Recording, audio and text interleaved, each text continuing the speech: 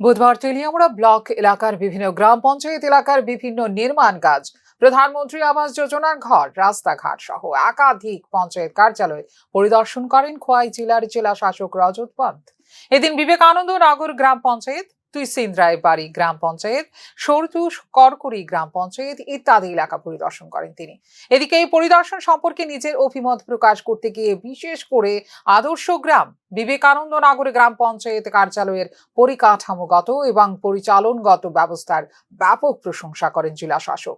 আগামী দিনে যাতে অন্যান্য গ্রাম পঞ্চায়েতের প্রধান সহ অন্যান্য জনপ্রতিনিধিরা বিবেকানন্দ নগর গ্রাম পঞ্চায়েত পরিদর্শন করার মধ্য দিয়ে অভিজ্ঞতা অর্জন করেন, তার উপর গুরুত্ব আরোপ করে জেলা শাসক।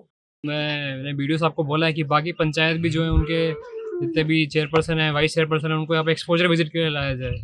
और हम देखेंगे कि बाकी वीडियोस भी अपने ब्लॉक से यहाँ पे लाएं, क्योंकि जितना जो सुविधाएं हैं पंचायत में, जैसे कंप्लेंट बॉक्स लगाया है, फर्स्ट एड है, और एक लाइब्रेरी भी सेटअप किया है बच्चों के लिए, और एक शॉप भी बनाया है जिससे वो रेंट भी लेते हैं तो उनकी इनकम होती है। तो इन सब चीज़ों में पंचायत ने बहुत अच्छा काम किया है।